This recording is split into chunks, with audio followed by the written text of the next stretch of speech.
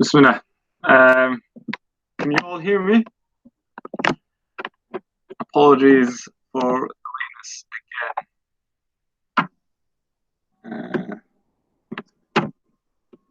Okay. Normally I do these classes at the mosque, but today I'm at home, so that is why I had to tell my family to be quiet. And also, the Wi-Fi decided to cut just when I wanted to start, as expected. Okay. So Bismillah. So I think we've got some new faces this week. Yeah. Hope you're all well. Ramadan's going as well as it could go. A few days left now. We're approaching the most important part of the year, an Islamic year in terms of good deeds, and we're encouraged, of course, to. I'll switch the camera on. Yeah. So we're encouraged to perform as many good deeds, or at least do them in the best way we can, even if they're not many.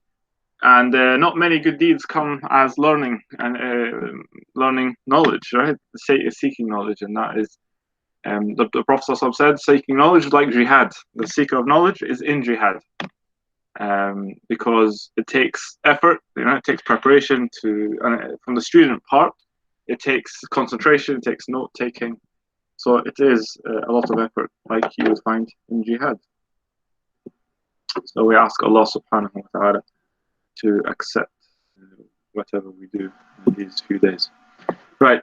So last week we were covering the fact that the Prophet sallallahu alaihi wasallam at the very beginning of his life was a shepherd, and he said that all prophets were shepherds before they proclaimed their prophethood. Right. So remember, at 40 years old, people don't become prophets. They're already born prophets, but their announcement comes at the age of 40. So we're just continuing on in a period of life of the Prophet ﷺ that was before 40 years old. So we're going to mention a war that happened when he was around 15 years old, called Fijar Wars. A treaty that happened when he was around 20 years old with the Quraysh and an enemy tribe. We'll call the Treaty of Mutayabeen. I will talk about that briefly, and then we'll talk about the marriage to Khadija radiallahu anha. Okay. So, and then next week we'll have, if we are doing a class next week, we'll cover the building of the Kaaba, and that will be the final piece of information that we have about the Prophet ﷺ before 40 years old. So this week and by next week we'll start on the revelation, inshallah. But anyway, so the Fijar Wars was a war that happened when the Prophet ﷺ was 15 years old. So the Prophet ﷺ was born when he was around the year 570. So we're talking about 585 AD here. And what happened was, Quraysh belonged to an umbrella tribe. So Quraysh is a tribe, but there's a bigger tribe that covers many other tribes, and that is the Kinana tribe. The Kinana tribe covers like many tribes, and one of them is Quraysh. And there's another tribe in Arabia, not linked to them, is called Qais al-Ajlan. And they were a tribe that lived also in Arabia, near Mecca, and they lived pretty separate lives, and they only met through trade. Now, an occurrence happened when the Prophet was 15 years old, that a man from the tribe of Kinana was killed by a man from Qais al-Ajlan. So the Prophet's tribe, Kinana, one of them killed one man from Qais al-Ajlan, and Qais al-Ajlan wanted revenge, and that is how it worked. Even during the times before prophethood, you kill someone, you kill from the enemy side one by one. That was how they saw justice back then. And but Quraysh, the Kinana tribe, did not want to give up the person that was alleged to have killed this man, and they refused to hand him over. So Qais Ajlan were forced to kind of attack Kinana, the tribe of Kinana, which Quraysh is part of. And the majority of the Kinana tribe lived in Mecca. So Qais Ajlan decided to bring an army, men on horses, to attack Kinana at Mecca. And they pleaded with them, and they said, look, Mecca is a sacred place. Killing is not allowed in Mecca. So it's a sanctified place. It's a Masjid al-Haram. So we do, hand over the man, and we won't do anything. Quraysh and Kinana refused to do so. So Qais, Ajlan, this tribe, they broke the sanctity of the Haram. They broke the sanctity of Mecca and the Masjid al-Haram specifically. And they went and they fought Kinana in Masjid al-Haram. It lasted for a few moments, and Qais Ajlan went back. It was seen to have been a big crime back then. Although Kinana had the murderer in their camp, they wanted revenge from Qais Ajlan because Qais Ajlan entered Mecca, and to enter Mecca and to fight in Mecca was seen as a bigger crime. Okay, it was a bigger crime than for just one man being killed. So they went to war out in the outskirts of Mecca. These two went to war. One wanted the murderer, they couldn't have him, so they attacked Mecca.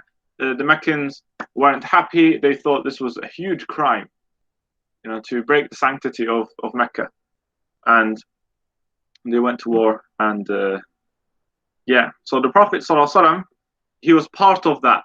Okay, he was helping his uncle who was partaking in this battle. Kinan, the tribe of the Prophet ﷺ, won the battle. Okay, they won the war, and they also agreed to pay blood money, so there would be peace between the two. So Kinan, the tribe of the Prophet ﷺ, won that war.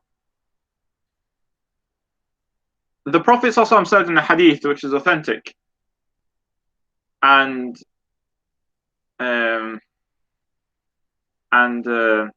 he mentioned it later on. The Prophet ﷺ said, I remember participating in the Fijar wars. Fijar means to break something or to null something, okay, or transgression. And it's called the Fijar war because it was transgressing the sanctity of Mecca. Okay, so this is why it's called the Fijar wars. It was the breaking of the sanctity kind of thing. Okay. So the Prophet ﷺ said, I remember participating in the Fijar wars, and he said I would collect arrows for my uncles, and I handed it back to my uncles, and I do not regret taking part in it. So when he was 15, what he would do is when his uncles would throw an arrow at the opposition, once that battle's finished, fighting is finished for the day, the Prophet ﷺ's job was to go, and because they wouldn't attack a 15-year-old, he would go into the mountains wherever the arrows landed, and even arrows that hit bodies. Okay, they would take them out of the bodies, or they would bring wherever arrows laid on the ground back to the Meccans, so the Meccans could throw them again and launch them the next day. So the Prophet ﷺ said, this was my job in that battle, in that war, to collect arrows for my uncles. When they threw them, I would bring them back so they can be reused. So here's recycling for you. And the Prophet ﷺ, he said, I do not regret participating in this. He did not regret it at all. Good. So Kinana won that battle, and they played, and Meccans paid blood money for peace. Next slide. Another thing that happened during the Prophet ﷺ's young life was something called Hilf al-Fudool. the treaty of honorability, or the treaty of perfume. Okay. Now we'll talk. So.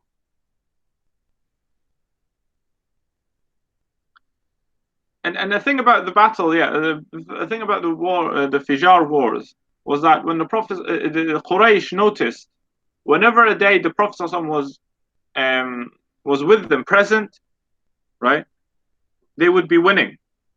They would be winning. But when the Prophet ﷺ was not present in that day, they'd be losing. So they kept bringing him. And there was khair, good in whatever he did, sallallahu alaihi wasallam. Barakah, whatever, blessing, whatever he did. And when he would go for trade, the trade becomes successful. He looked after the sheep as a shepherd, he was successful.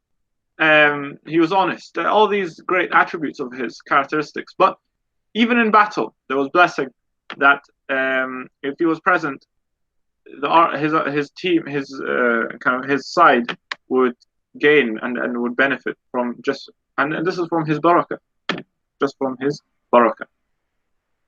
And in fact, sometimes he would be left back in Mecca, and the Meccans would be losing, so his uncle would go and bring him, and they would see a difference. A number of years after this Fudool wars, in the month of Dhul Qa'dah, people from Yemen would come and trade, and they would bring Yemeni goods and bring them and sell them in Mecca to make profit. And like the Meccans would go to Syria in the summer and Yemen in the winter, the Yemenis would also come to Mecca, because it was a hub, it was this economic hub in that time. A man from Yemen brought to sell things, and he sold something with a man called As ibn Wa'il. Al-As ibn al-Wa'il. Al-As ibn Wa'il was one of the noble men of Mecca, a father of a great companion and Sahabi, later on father of Amr ibn al-As radiyallahu anhu. Amr ibn al-As will be a famous companion, and we can talk about him when he becomes Muslim later on, after the Prophet migrates to Medina. But his father, As ibn Wa'il, he bought something from this Yemenese man, and he said, I can't pay you today, although he's wealthy. He said, I can't pay you today, I'll pay you, come and see me next week, and I'll hand you the money. The Yemenese man waits until the next week. He goes, and he says, he agrees to it. He says, I'm here in Mecca for a while, and I'm here for trade anyway, so why am I going to lose? There's nothing to lose. So after a week, he goes back to Al-As ibn Wa'il. He says, look, you bought something from me. Where is my money? And Al-As said, look, give me more time. Give me until next week. So he waits another week. So the Yemenese man, I forgot his name, he goes to Al-As. He says, look, it's time for you to pay up. I've been waiting 2 weeks for myself to get paid. And Al-As said, come back tomorrow. He comes back tomorrow, the money's still not there. So the Yemenese man works it out in his mind that Al-As ibn Wa'il does not want to pay up. I mean, he just doesn't want to pay up.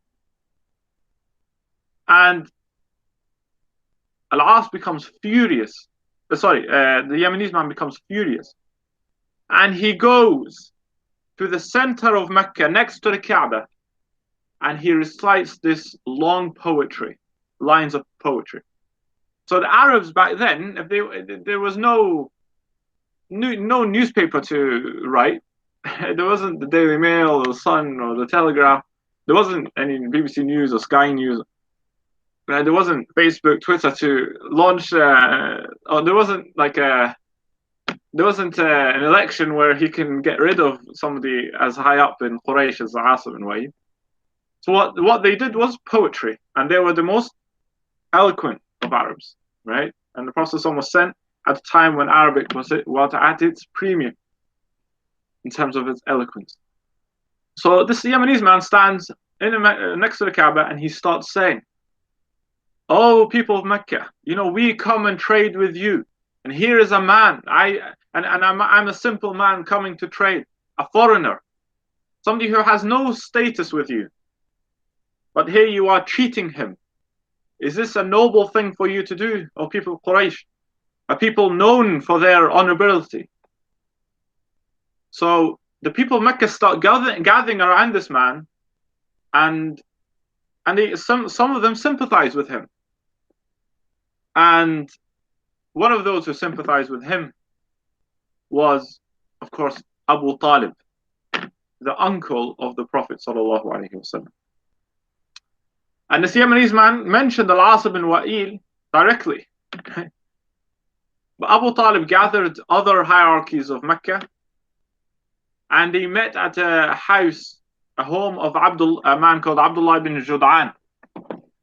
And they agreed, these Abu Talib and other higher members of Quraysh, that they would not ever support an oppressor, even if it meant is one of their leadership. That they would be fair from now on. That there will be no nepotism. That I will favor someone because he is from me and my family. They agreed at the house of Abdullah bin Jud'an. That is not going to be the case anymore. That even if somebody was weak, but he was oppressed by somebody who was strong from our tribe, we will stand with the oppressed always. And they all agreed to this. Which shows, that the people before the Prophet was sent, that they were, noble people. They had righteousness in their hearts, no doubt about that. So these come out of this house of Abdullah ibn Jud'an, and they come to Mecca. They come to the Kaaba, and what they did was they said, "We agree from now on that we will support no oppressor, no matter where he lies in the hierarchy of society." And what they did to confirm this, they couldn't read or write. So how did they sign it? Right? Back then, what they would do was they would put their hands in perfume, Arab perfume, oud, and then they would put their hands on the Kaaba as a sign that I agree to this. Right? I agree to this. So that's what they all did. And of course, Asim and Wa'il was a bit angry, but they all agreed that no matter who the person is, if we find an oppressor, we will stand with him, even if it means going against our own people. And it's called the Hilf or Fudool. Hilf means treaty. Fudool means preference. So it means that we will show no preference to anybody, no matter who they are. So it's called the Treaty of Al-Fudool, the Treaty of Preference. And it's also called a Treaty of Hilf al-Mutayabeen, the Treaty of Perfume. Because people put their hands, the leaders of Quraysh, they put their hands in this perfume and they put it on the Kaaba, and as a sign that they agreed to what was spoken about, and there's a consensus. Okay, so the Prophet ﷺ said in an authentic hadith later on, when the Quran started in Medina, he said I witnessed in the house of Abdullah ibn Jud'an this treaty, where if I was asked to uphold it in Islam, I would do so. Meaning, I witnessed a treaty in the house of Abdullah ibn Jud'an that if I was asked right now to uphold it, I would uphold it. Meaning, it doesn't matter if it was before Islam or pre-Islam or after the revelation. That doesn't. It was so honorable that I would uphold it now. So there's a few lessons to gain from this, actually, which is beneficial for us today, living in a secular, liberal, non-Muslim country as Muslims. There are a few things we can learn from this. Right. Benefits from these two incidents.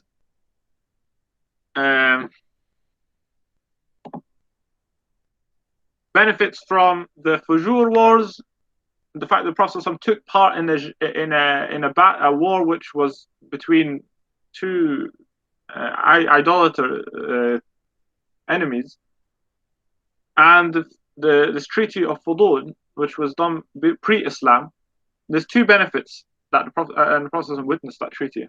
So the benefits. So there's no regret in part. The Prophet said, "I do not regret participating in that war." And this shows that participating in battles is okay. And it shows that, if there's two non-Muslim armies fighting, that it's fine to fight with one. It's fine to fight with one if one of them has more honor or is oppressed by the other. This is what we learn from this. Okay. So in World War II, for example, it was a war between non-Muslim states. So it would have shown that to fight the evil of Nazism was okay under Islamic law, right? Based on this story. So because remember, the Prophet ﷺ was already a prophet. Revelation had it come to him. He was always ma'soom, meaning protected from error. Always protected. This is true pre-prophethood and after.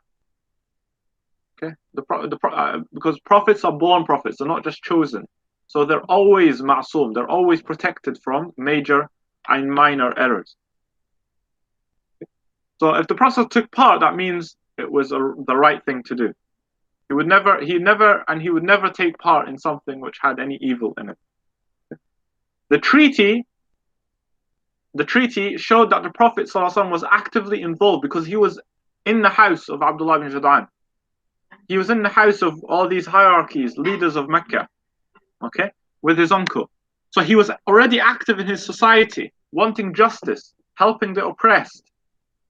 Okay, so we learn from this that getting involved in public causes are a part of being a good Muslim.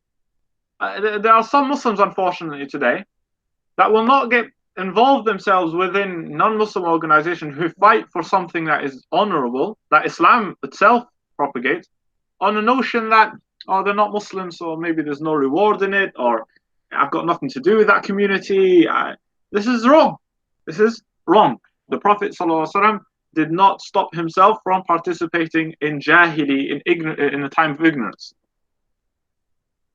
So the treaty shows that, for example, there's organizations that fight domestic violence. There's organizations that help the poor. There are non-Muslim organizations that seek to uplift oppression around the world, involving even non-Muslims. Sometimes Muslims, sometimes non-Muslims. So it's perfectly okay and justifiable because, people always start with the Prophet ﷺ at 40 years old, but his life started before that. In reality, and he was seeing the signs of prophethood well before.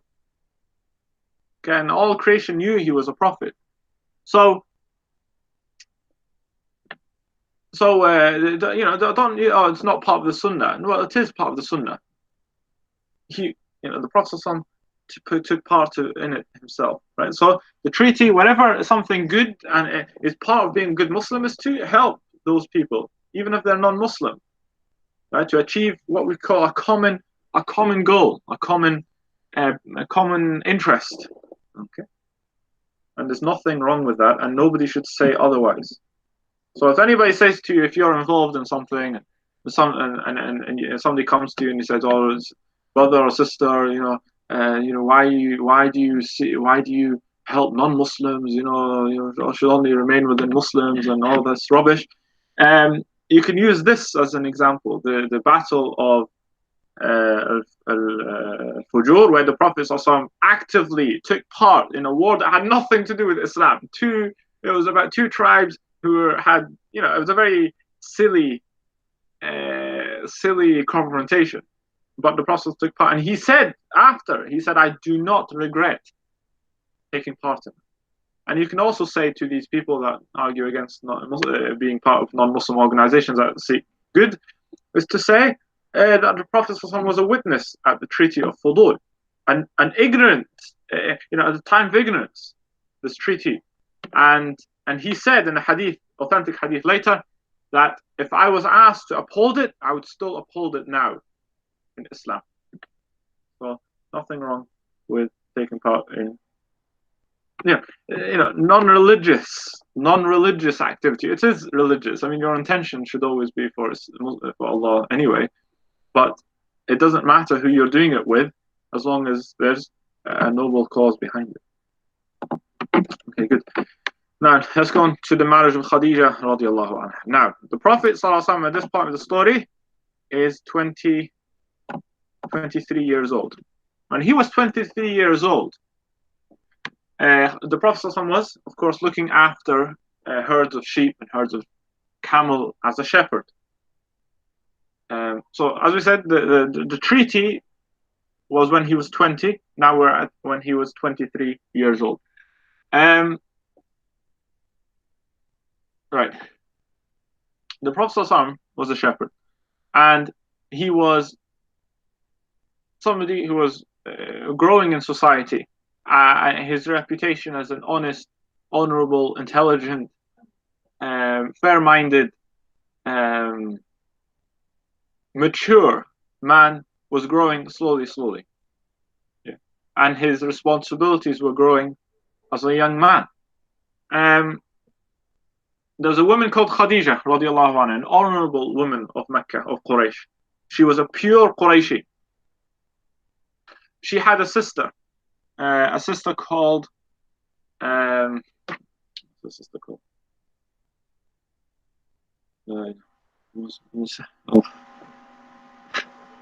Maysara, yes. Her sister was called Maysara radiallahu anha. And Maysara would also become a Muslim Sahabiya later on. So Khadija was a businesswoman, somebody who sent caravans to other parts of Arabia and to Syria, and she would gain profit from that. She was incredibly wealthy. She was married twice before the Prophet ﷺ. She was married, how many? Twice. Normally, and she had a son from the first husband. Now, right. Khadija was wealthy because you have to understand when husbands pass away, right, or women are divorced,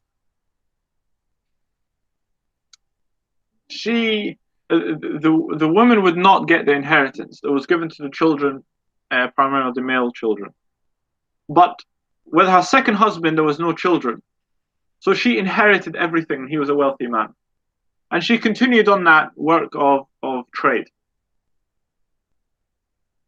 One day she had camels to look after, so she sent her sister to take care of the camels. And her sister Maysara took the camels of Khadija to two men to look after, two shepherds, Muhammad sallallahu alaihi wasallam, and another man, we do not know his name, another young man. So these two young men, one of them the Prophet ﷺ, were looking after Khadija's camels. And at the end of the day, the young man says, you would look after the camels back then, and then you would get your wage afterwards. So the young man says to the Prophet Muhammad ﷺ, let's go to Maysara, Khadija's sister, and ask for our wage, our right. So that's what they do. But the Prophet ﷺ says, look, you go, you collect it on my behalf, because this is what he said. He said, you go, I'm shy to meet a woman. I am a shy person, and this honorable characteristic and attribute of hayat, of modesty, was in the Prophet ﷺ, of course. So he says, look, you go, you collect it for me. I'm shy to meet a woman. So this young man goes to Maysara, and they were agreeing the price that he was going to receive. And it just happened that Khadija was with Maysara at the time. So when Maysara was dealing with this young man and giving him the silver coins that he deserved, Khadija was listening. And Khadija said, hold on, I said there were 2 shepherds, I was told. So where is Muhammad? Where is Muhammad? And the young man said, he was too shy to ask you. He was too shy to ask ladies for the wage. And Maysara agreed, and she said, and of course she wasn't setting him up or anything, she just said it because she noticed it. So Maysara says, Khadija's sister, she said, oh yeah, she said, I have not seen any man more honorable and shy than Muhammad. I have not seen any man more honorable and shy than Muhammad. And when she said that, something entered Khadija's heart. Something entered Khadija's heart, and no doubt, she inclines her heart, emotions incline towards him. And this shows the purity of her heart, because she liked and she respected honorable characteristics in a person. He wasn't materialistic. Yeah. So when she heard that he was honorable and shy, to the extent that Maysara said, I have not seen anybody have more of those qualities than him, something no doubt entered Khadija's heart, radiallahu anha. So Khadija radiallahu anha had a caravan. It was time in the summer now to send. So this is when the Prophet was 23 years old. So Khadija wanted to send a caravan to Syria, and she was thinking about who to give responsibility of this caravan to.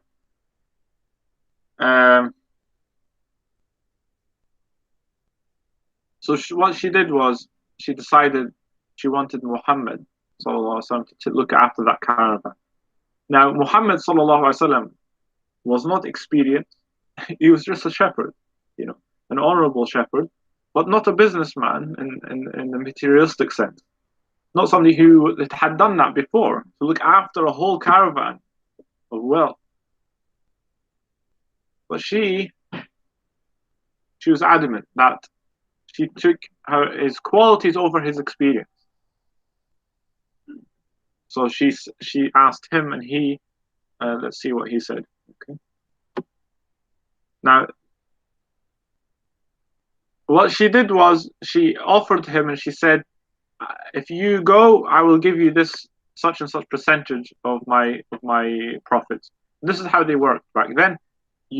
Rarely would somebody go with his own caravan. They were wealthy enough to just send somebody else, and they would agree a certain profit, quarter, half, 3/4, whatever, and that was agreed before a caravan would leave. So he was offered this. So let's see what he says. One thing about Khadija radiallahu anha, right? Before we talk how the Prophet dealt with it. Khadija radiallahu anha, many men, although despite she was a mother, a single mother, and we do not really know much about her child from her first husband, but and she was a single lady, married twice. You would think she wasn't going to be approached by many, but actually she was, because she was from the pure family of Quraysh. And many men proposed to her, but she refused. She probably just felt that not many men can give her the respect that she deserves in terms of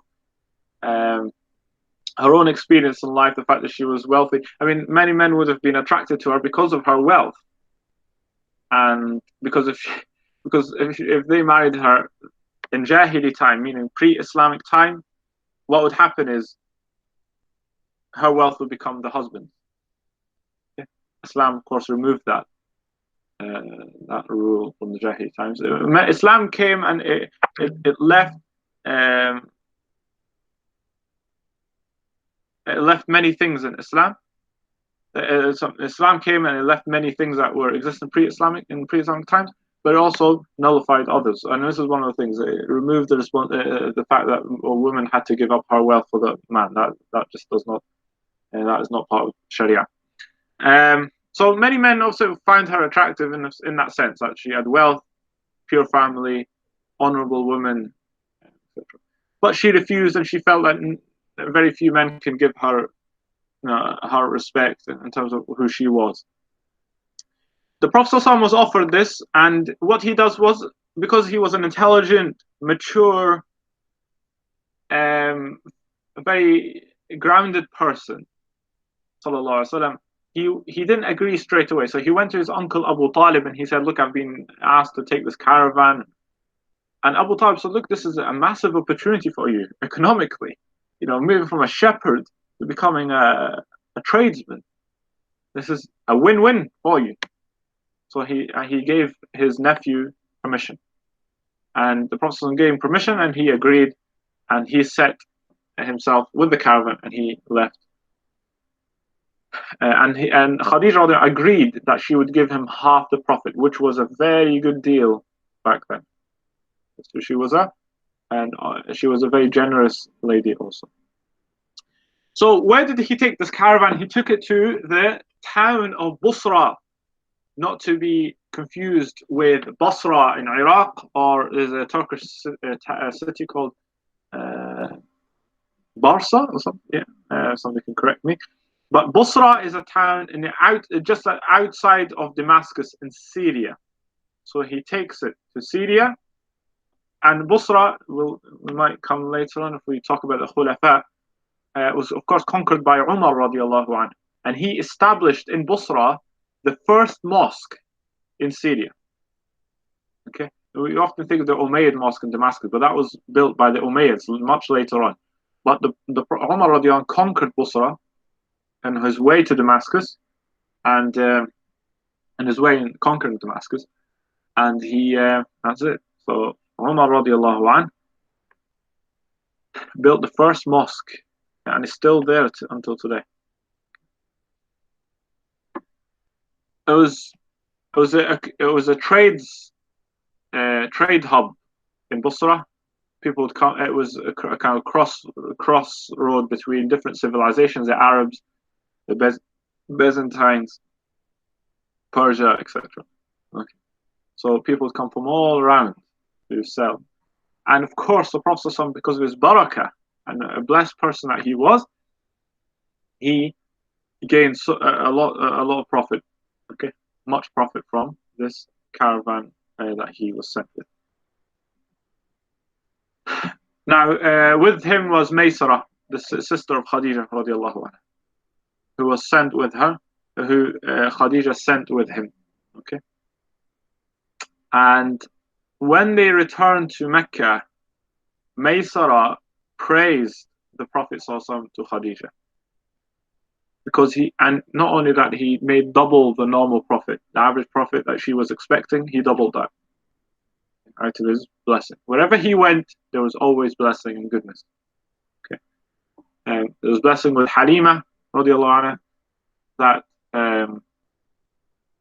her milk increased, her animals' meat increased, the others filled. Donkey became the fastest of her in her town, etc. So he was blessed wherever he went. And Isa alayhi salam said that about himself. He said, Mubarakan aynama I was in Surah Maryam, he says, I am blessed wherever I go. The Prophet is, of course, greater than that. From the praise that her sister was giving him it was very clear that Khadija was falling in love with the Prophet ﷺ, and that is not an exaggerated term. So she was falling in love with him,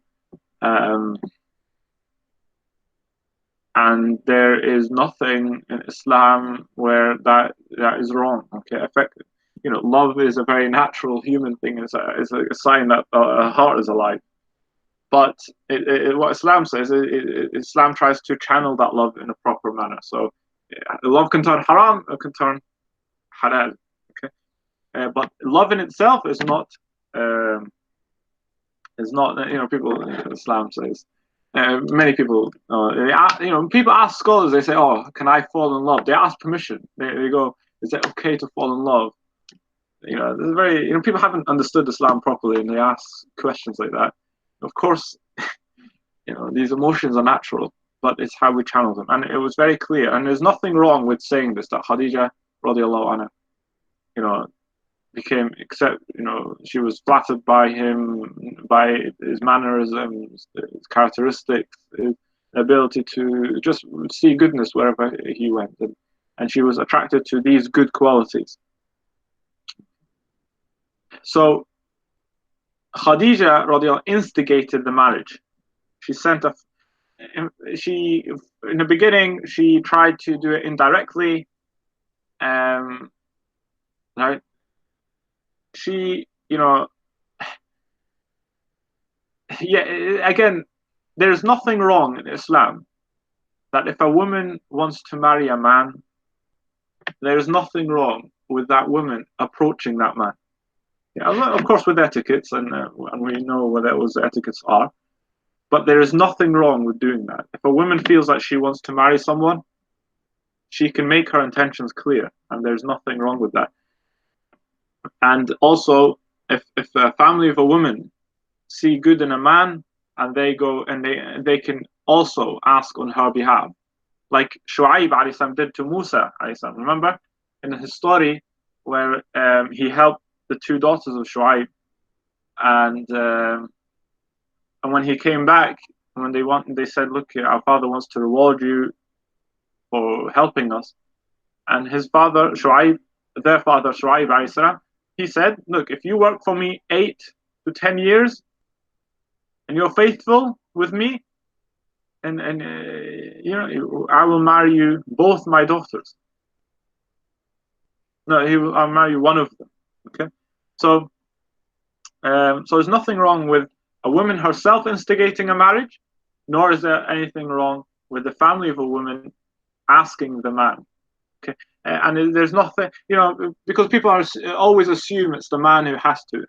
And the man will always, because he'll have to, when it comes to formally, he'll have to go and when it comes to arranging the marriage, etc., he will have to do that. He'll have to organize it. But instigating it, making the intentions clear, there's nothing wrong in Islam, and there's nothing in Islam which says that the man or the woman cannot instigate marriage themselves. Yeah? So if a woman feels like this man is appropriate, there's no shame. If he's not married, he could be married, I guess. But if she feels like she wants to talk to him about marriage, there's no such thing as shame, or that she's breaking the code of being a feminine woman, or she's transgressing the boundaries. It's nothing like that, because she has absolute right to seek a man and ask him, directly, are you interested in marriage? There's nothing wrong with that. Right, so let's see what the Prophet ﷺ does. So what the Khadija radiallahu anha did was, in the beginning, it was an indirect approach. So she sent one of her friends, and she asked the Prophet ﷺ, why don't you get married? Why don't you get married? You're 20, around, you'll probably be at 24, 25 around in this age. So I said, why don't you get married? And do you know the Prophet ﷺ's answer was, who would marry me? Who would marry me? I'm an orphan. I'm physically, not physically, but economically, I'm not in a good state. I'm not one of the rich people, and of Mecca, etc. So who would marry me? Again, these sifa, the attributes of humbleness, not thinking of himself to be, these are all the qualities of a true prophet, because you have to be like that. Although he is the greatest of Allah's creation and the master of the children of Adam, and their intercessor on a day when they need his intercession badly. The greatest Allah has ever created, the one Allah loves most, the highest of all the prophets of Allah, the Imam of the prophets, somebody who climbed the heavens to see Allah, and he was shown what no other prophet was shown. He was given knowledge no other prophet was given. He was given qualities no prophet was given. And he made sending peace and blessings upon him as an obligation for his ummah, at least once in a lifetime. And he said, Ya ayyuha alladhina amanu, sallu alayhi wa sallimu taslim. Oh, you who believe, Allah's angels send blessings upon the Prophet. Oh, you who believe, send blessings and peace upon him.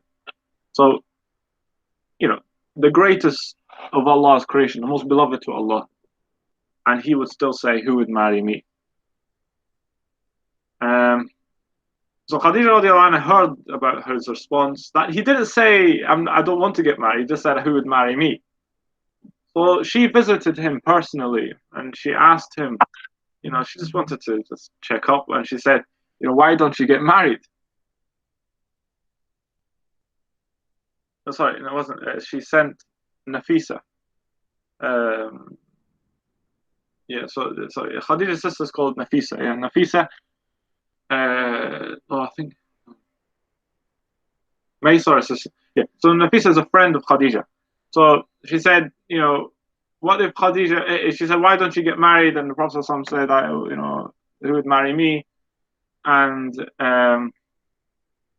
Nafisa said, what if Khadija wanted you? And the Prophet said, why would she want me? Just wouldn't make sense. He didn't say no again. He just said, why would she want me? But then he was told and he agreed to marry her. He agreed to marry her. The marriage was agreed that it was be in the month of Safar, the Islamic month. Okay, Safar.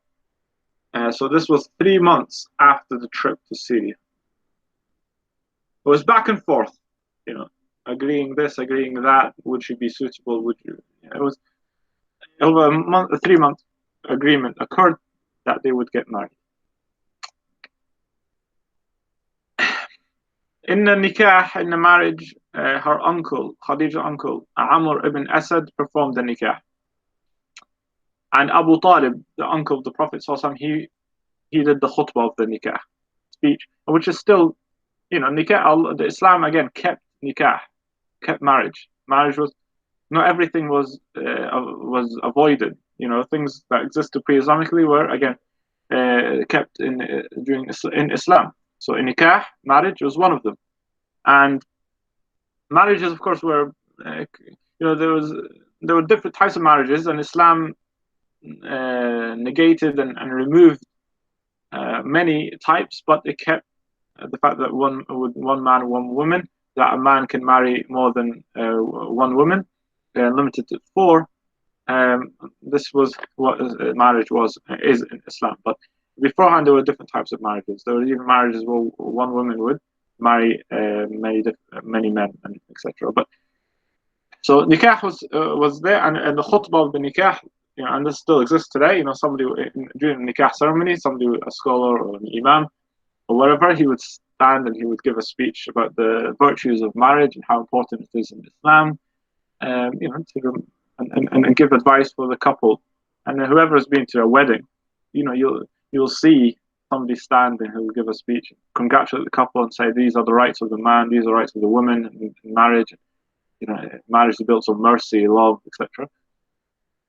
So this was what and Abu Talib said, we give you our best, and no doubt they gave their best. Banu Hashim, they gave the best, and not only the best of their tribe, but the best of all, the Prophet Muhammad, the one who is the most honorable, trustworthy man. To the tribe of Khadija, who she was, again, an honorable, respectful woman. In marriage, if you're not familiar with Islamic marriage, there is also the mahar, or dowry.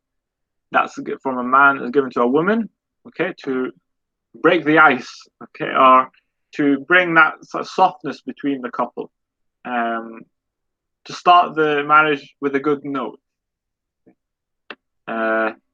It's an honorable thing to just settle the hearts and bring that.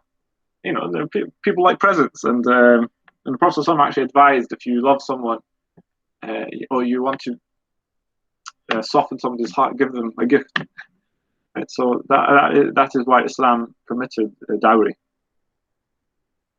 And it's a securement for the women also, that the fact that and it was for the women only, and it wasn't to be touched by anybody else, not her family nor the husband. And as for her own financial support, right, if the marriage didn't work out, then she would have something afterwards to look after her. Anyway, so they agreed 12 nuggets of silver, which was a modest amount.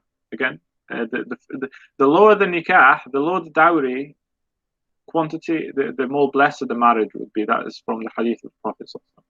So, and this is, it's not always the case. The Quran says you can give a mountain worth of gold if you wanted to. I think Umar radiallahu anh stood up one day during his khilafat and he said, "Oh, why do you guys make the mahar so high? Stop it." And a woman stood up, and this is what the Sahaba were. They weren't afraid to speak the truth, even if it was somebody as grand and honorable and important as Umar. It doesn't matter for them. The truth is truth, and Umar, the woman said, Are you forbidding what Allah has made halal, Umar?" And he said, "What do you mean?" And the woman said, "The Quran says,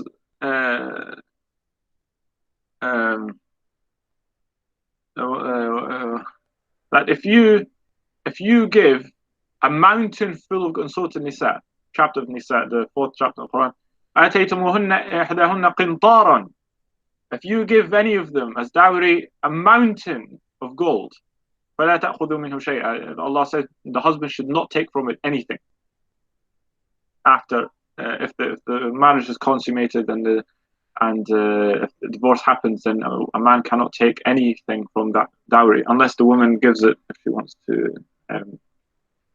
soften his heart so the divorce occurs. But the rule is that the man, this is a fiqhi point, but I think we can learn from it. So if a woman, if a divorce happens and the marriage is not being consummated, meaning no sexual intercourse is taking place, then the woman would have to give half dowry back. But if it has been consummated, then she is entitled to keep all of it. Okay, so Allah says, if you want to give her a mountain worth of gold, it's fine.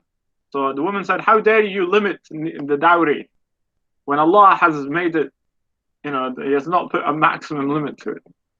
So there's no maximum limit. But generally, and the hadith and the sunnah of the Prophet ﷺ is true, that the less the mahar, the more blessed barakah there will be. And we see this is practical. I think people spend thousands upon thousands upon thousands in a wedding, these marriages fall apart. And we see this in our community. But we've seen, as an imam, I know marriage has been done for £200, which I think is is a bit low, because a woman deserves something. But it's 200, 300, 500, and these marriages have stayed on. There's barakah, there's children, etc. It's not it's not a rule, but it tends to be common in that way. Okay. And Khadija's family, they accepted, of course. They accepted him and they accepted the marriage. So there was no issue with the in-laws in that sense. Okay? So going back to Khadija's first husband, he was called Hala. Now, Hala is normally a woman's name, but it was used for males back then. So Hala. And he accepted Islam later on, actually. He divorced him, but later on he accepted Islam. He became a companion. And he lived a very noble life within Islam. That's the piece of information there. Now, how old was Khadija radiallahu anha when she married? So the Prophet ﷺ, we can say, was 25. Minority says 24, but 25 is the overwhelming majority opinion. And so how old was Khadija? Now, the often proclaimed theory about her age is 40, isn't it? I mean, it's people always mention it and say, oh, what? You know, why don't you marry an old woman because, you know, Khadija was 40. Right. Al-Waqidi, a famous scholar in Islam, he mentioned this opinion. She was 40 years old. However, and majority actually scholars you might be surprised to know did not say 40 at all. Because we know she died at 50 years old, okay, at 50, and the marriage lasted for around 22 years. 22 years. So majority, like Ibn Kathir, Ibn Ishaq wrote the first Sirah book, very early on. He said she was how old? 28 years old. 28 years old. And I think this seems to be, this would make more sense. 28 years old. He was 25, so not much of a difference. And they had 6 children.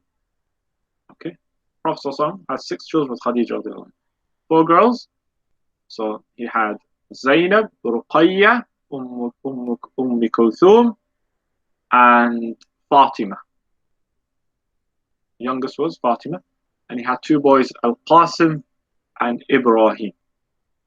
Allah be pleased with all of them. So I think if we say 28, and this is the most authentic opinion in the books of scholars, although it's commonly known to be 40, but in the books of these ulama who are academic ulama, meaning they searched through these narrations, and they came to understand she was 28. She passed away at 50 years old. And it would make sense, you know. So the boys died when they were, extremely young age. Al-Qasim died when he was a baby. So did Ibrahim. The girls lived on, but the Prophet buried all his children alive, basically during his life, except Fatima radiallahu anha. Except Fatima.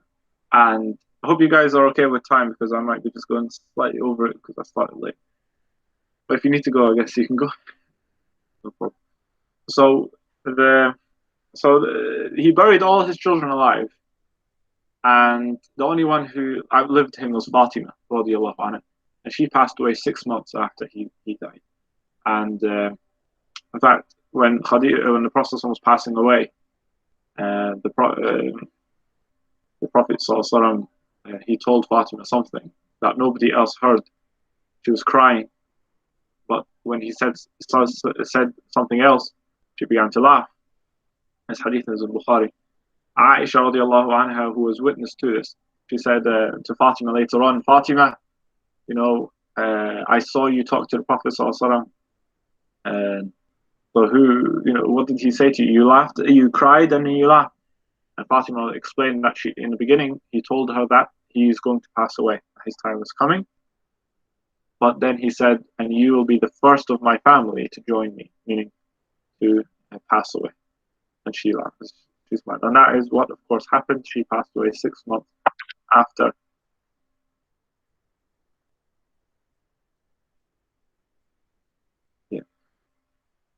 He didn't bury, somebody just said to me, he didn't bury them alive. He buried them during his lifetime. The fasting is getting say things I shouldn't say. So again, it just tribulations upon tribulations of the Prophet sallallahu alaihi wasallam, and parents die, and as a child, that was probably the most horrific thing that can happen to you, your parents passing away. And then when he's a parent, he's just seeing his children pass away. Again, just Allah is using this to teach us that if we lose someone, we shouldn't be upset, and we shouldn't feel like Allah is punishing us in any way, Because if the greatest of creation had to bury his children during his life, what about us? If the greatest, most beloved to Allah was faced all these tribulations, what about us? We won't feel as bad. We just won't feel as bad. As people better than me happen to. So it's not saying anything. It's not saying that Allah is not pleased with me or Allah is punishing me. Because Allah is not punishing the Prophet sallallahu alaihi wasallam. Of course not. But this is again connecting Allah to the Prophet sallallahu alaihi wasallam. Because when you lose something, you connect to Allah. When everything is okay, very rarely do we turn to Allah. We'll make dua, Ameen. We'll pray our prayers if we can, but there's no deep connection. When tribulation occurs, that's when you start making serious dua and you build a serious connection as if Allah is there in front of you. Okay, so Allah again, He's building the Prophet to be closer to Him, and He's building these qualities of rahmah and that He needs, right? Mercy that He needs in prophethood. Very quickly, I'm sorry for going over time. I just need to finish this. Some of the morals of the marriage story. So what we learn from this marriage to Khadija. Honesty. No, I wrote that wrong. Honesty brings honor to a person. Okay, because and this is Khadija radiallahu anha. She chose the Prophet for his character rather than his experience. Okay. So honesty brings about honor. That's what I was meant to say. Khadija saw him as a perfect husband because attraction is permissible. Okay, attraction is permissible, and a woman can propose to a man. We spoke about this. And this statement again, the fourth statement here says, "Behind every successful man is a loving, supportive woman." And this is just true. All those who are successful, from the creators of Facebook, from the creators of Apple, from the creators of whoever, in terms of worldly success, also, they'll say that a successful man behind him is a successful woman. And if a woman is not helpful, it destroys a man's life. Okay. So this is a lesson for wives to be, or wives already, that. For a man to be successful in his own life, he needs a loving, supportive woman. And no doubt it's true, vice versa. But of course, men are just they tend to be the the breadwinners in our culture and society. So this is why it's referenced. And the Prophet ﷺ, for him to survive the early difficult period of his prophethood, he needed a woman like that, who's loving, who's supportive. That when he experienced that in the cave, what he experienced, he saw Jibreel, and the Quran was brought to him, revealed on him. He needed somebody to comfort with. And if he had a wife that wasn't on that level, it would have been very, very difficult for him. And that is not to say he didn't have any he didn't have any domestic issues.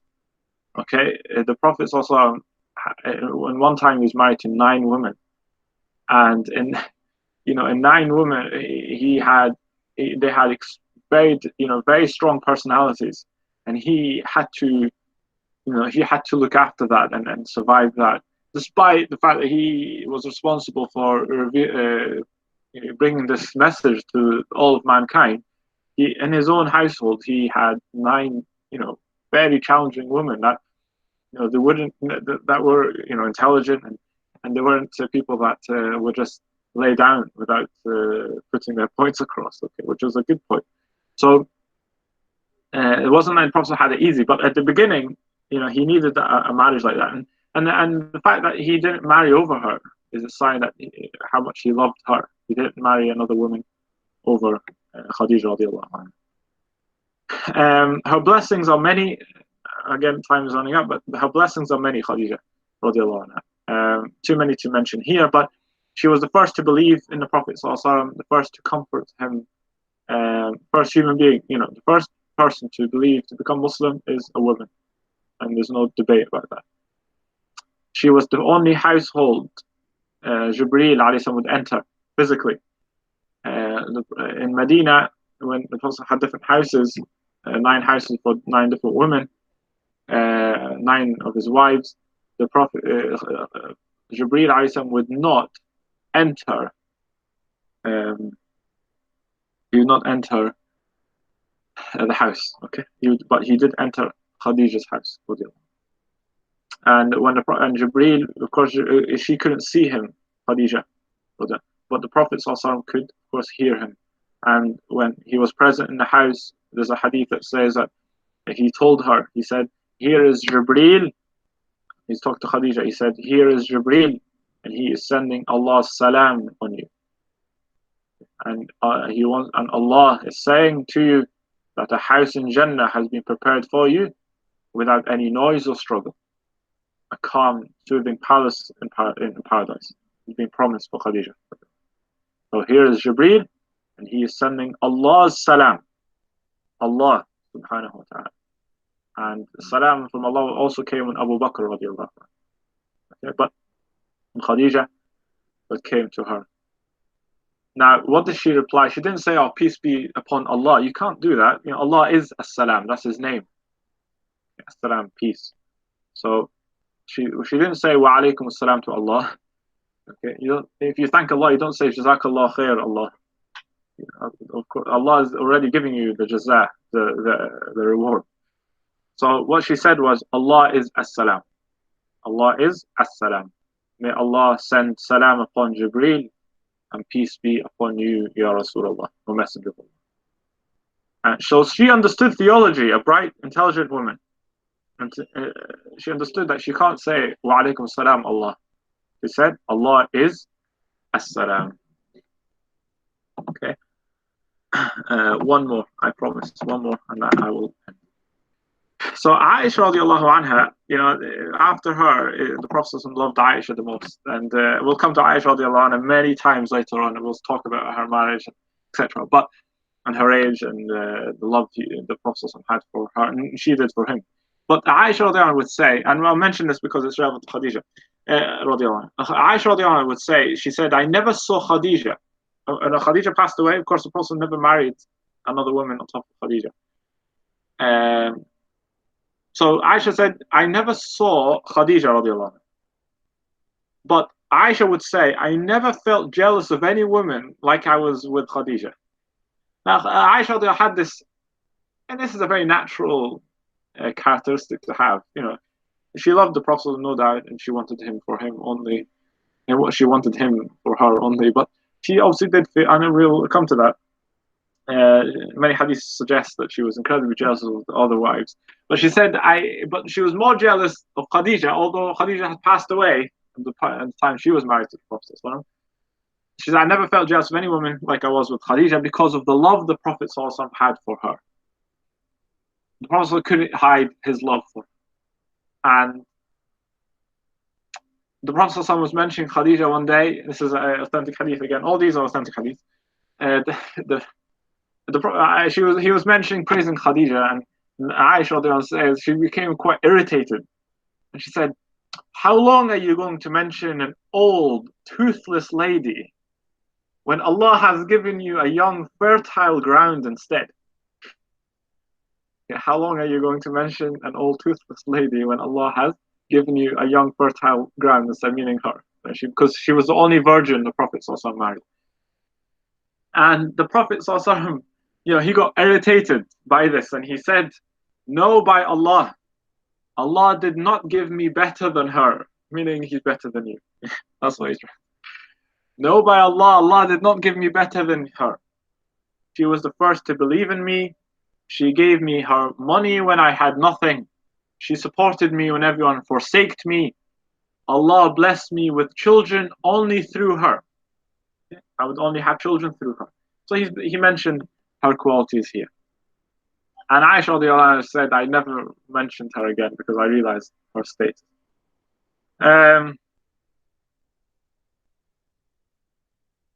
Every time the Prophet received a gift from any of the Sahaba, subhanAllah, this is amazing. He would split it in half. He would take half, and he would give half or part of it to Khadija's friend. That is how deep his connection was with Khadija. And one day, again, Khadija's sister Maysara came to Medina, and Aisha and the Prophet ﷺ saw her. And Aisha saw the face of the Prophet ﷺ. And this is Aisha saying it herself. So she's not, this is an honorable lady, Aisha. But she's just admitting it. She's not hiding it. She's admitting it. And that's the sign of her truthfulness. She said that I never saw the Prophet ﷺ's face turn as pale as it did when he saw the sister of Khadija, because it reminded him of his own marriage to the sister of Maysara. It reminded him, because her footsteps were the same, no doubt they had resemblance. The Prophet ﷺ, he would just stand still, and it was very difficult for him just to think about anything, because memories would just come back. And anybody who's fallen in love before would understand what that is. Yeah, and this is why, to love Allah and His Prophet, you need to fall in love first. Many people would come to these sheikhs, these spiritual guides of tasawwuf,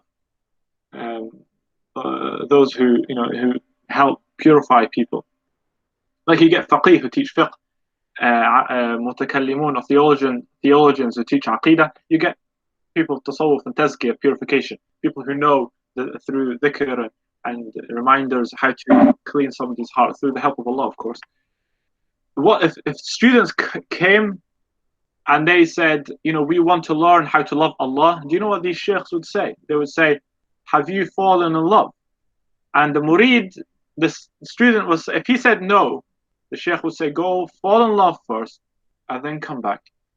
Because if you haven't fallen in love, how would you know what love is? Right?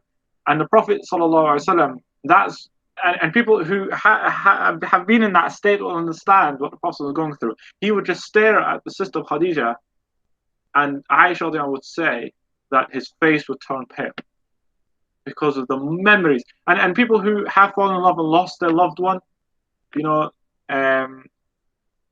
some people just can't. They have to move house because they can't bear being in the same house or the same streets they walked on. The same place they went to. It's just they have to get out. You have to get out. It's too much for many people. And this is what happened to the Sahaba. Abdullah ibn Umar, the son of Umar radiallahu anh, after the Prophet passed away, if he saw the Prophet walk an avenue in Medina, he would walk on the avenue. If he saw the Prophet stand under a specific tree, he would stand under that tree. If he saw the Prophet pray at a specific place in the mosque, he would pray at that specific place. What is that? That's just love. Right? That is love. Which many people, unfortunately, in modern times, do not know what that is. Because the hearts are they're so dissociated with their hearts, and their hearts are consumed by materialism and thinking about others all the time. They've lost the capacity to feel love. So if you want to know love, you read the relationship the Prophet had with Khadija and Aisha, both of them. And if you want to know about love for people outside of the romantic sphere in terms of marriage, read about the Sahaba, the companions, radiallahu. One scholar said when they entered Mecca, the Prophet the Sahaba were serving the Prophet as if they were slaves to him, as if they were slaves, meaning human slaves to a human master. Okay? وأصحابه حوله في خدمته كالعبيد. They were serving him as if because they wanted to serve him. They were obedient. But that wasn't just because they loved Salah, they loved the Quran only. No, but they loved the Prophet in of himself, his essence. And this is what, and the Sahaba would say that the Prophet did not smile for months after Khadija passed away, in the year of sadness, the year al-Hazn, which we'll come to speak about when Quraysh expelled the Muslims from Mecca for 3 years. So his face would turn pale and memories would flood him, sallallahu alayhi wa sallam. Okay, that is the marriage to Khadija. Hopefully, inshallah, we benefited something from it. I took a bit longer than usual, but any questions?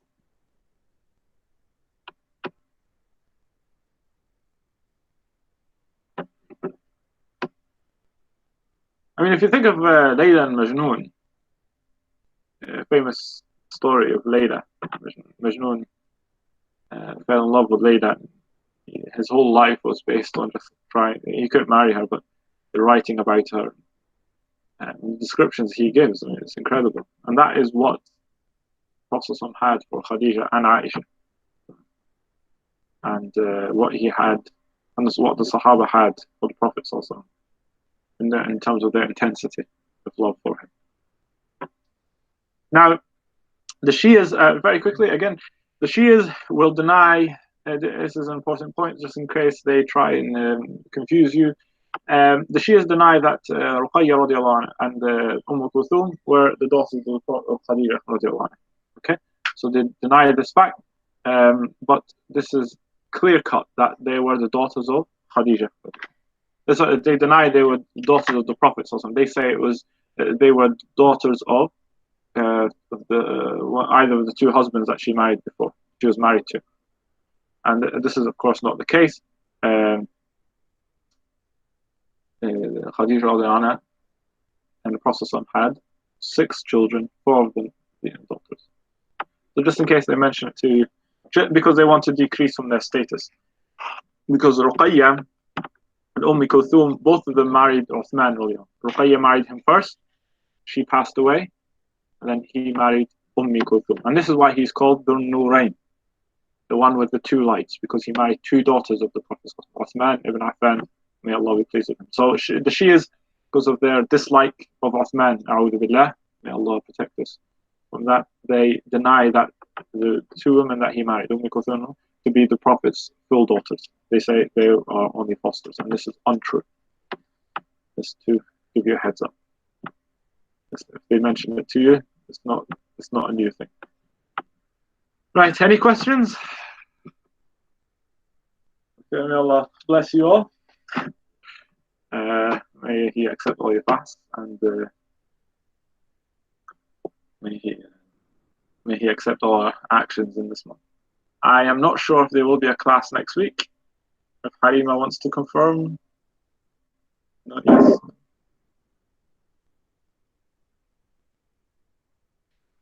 I think Eid will be on a Saturday. Okay. I'll probably give. I mean, I don't think it's an issue. Yeah, really. But I don't think it's an issue if we do an hour. We've got 23 hours of enjoyment. We can do 1 hour. I mean, talking to the Prophet is enjoyment. Listening to him. Anyway. Okay. Subhanak Allahumma bihamdik ashhadu an la ilaha illa anta astaghfiruka wa atubu ilayk. If you have any questions, just message me or email me. I'm open to answers. One more thing. Last week I mentioned the hadith. I said the Prophet said if I was ever going to command a human to make sajda, to prostrate for another human, I would have ordered the husband to prostrate to the wife. Just to make sure the meaning is clear. The Prophet here is just emphasizing. Okay, he's emphasizing and what lengths a wife should go to obey her husband. Because if the husband passes away and he's pleased with her, she is guaranteed paradise. Okay, so and it is not to be used, okay, for abuse. That is not. I mean, there are many hadiths apart from this that people can use to abuse a relationship, but this is not the case. What the Prophet meant, he was just showing the importance of it. Like the Prophet said, whoever doesn't pray is a kafir. What he meant by that was, this is strong. This is extremely strong. That you have to pray. You find prayer. He said, if I knew the houses, he said, I wish I can just burn the houses of people who don't pray. Obviously, he didn't. What he's saying is, it's a serious crime not to pray. He said that not praying Asr is like losing your family. right? What he's saying is he's emphasizing that point of prayer. And here is the same. He's emphasizing the importance of a wife in Islam being obedient to the husband. And of course, the husband, needs us to say, and the Prophet ﷺ did warn against husbands who don't treat, the Prophet ﷺ said, the people who honor women are honorable men, and no one disgraces them except a fool. Nobody debases a woman, meaning his wife, other than a fool. And he talked about that many times. Anyway, subhanakallah wa bihamdika ashhadu an la ilaha illa anta astaghfiruka wa atubu ilaik. Assalamu alaikum wa rahmatullahi wa barakatuh.